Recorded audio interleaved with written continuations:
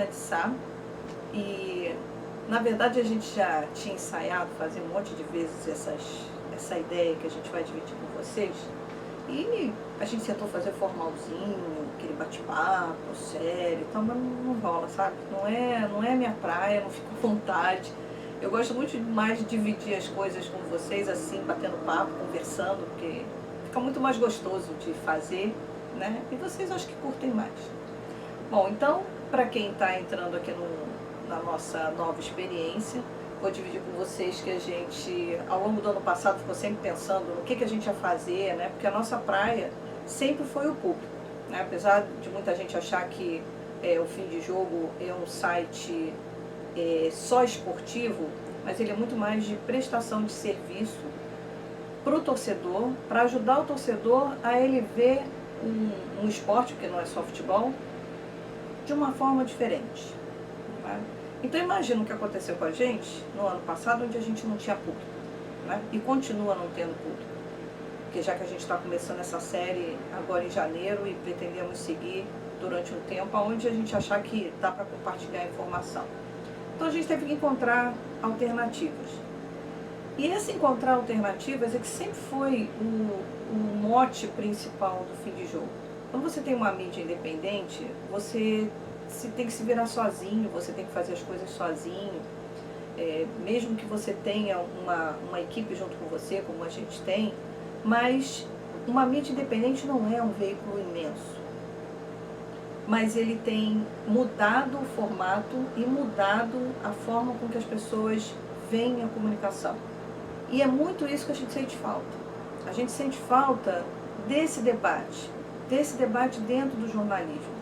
O que aconteceu com o mundo digital, o que ele influenciou no dia a dia dos jornalistas, né? De pessoas que querem compartilhar informação, não necessariamente são formados em jornalismo, mas querem estudar e às vezes começam sem ser formados e se entram por várias áreas para poder entender melhor o que está acontecendo. E a gente sente falta disso há muito tempo. O Fim de Jogo surgiu em fevereiro de 2004, então aí lá se vão 17 anos. E ao longo desse tempo a gente sempre bateu nisso. Por que não se conversa mais, né? Por que muitos profissionais acabaram só tentando criar alternativas independentes depois que perderam seus empregos ou depois que mudou a estrutura de determinada área? Então foi pensando nisso que ao longo do ano passado a gente ficou imaginando o que a gente podia fazer para ajudar.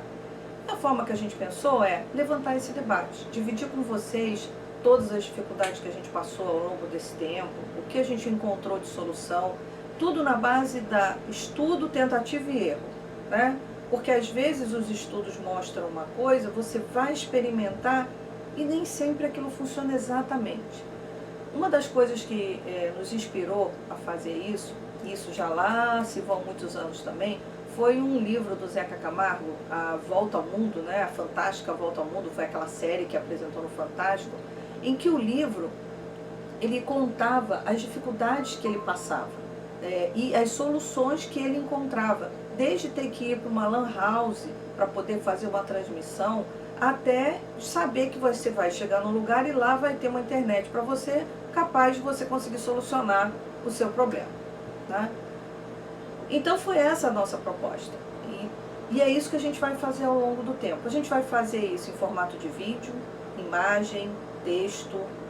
As gravações podem ser aqui, na rua, em algum estádio, aonde a gente achar que dá para compartilhar essas questões com vocês.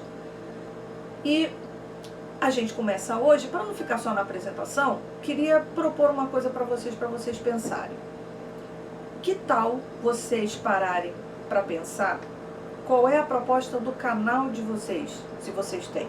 E se vocês não têm e pretendem criar, qual é o objetivo dele? Tentem fazer isso em pouquíssimas linhas ou em 3 minutos. Se vocês conseguem explicar o seu projeto para as pessoas e as pessoas entenderem. Isso não é fácil, é um desafio, mas isso é uma espécie de linha editorial. Qual é a linha editorial que você está seguindo ou que você vai seguir?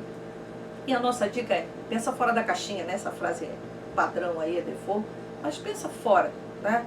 O que você critica nos outros, que você não deve fazer, porque não adianta nada você criticar o que você vê e você vai fazer a mesma coisa, né? Então essa é a nossa proposta. Ao longo das próximas semanas a gente vai dividir estudos, experiências, anotações. Já andei estudando um monte de coisa, lendo, pesquisando, etc. Junto com as pesquisas que eu já tinha feito antes, quando dei alguns workshops, participei de cursos, etc. Onde eu fui dividir isso com o pessoal que estava inscrito, mas agora a gente está aqui dividindo com vocês e de graça.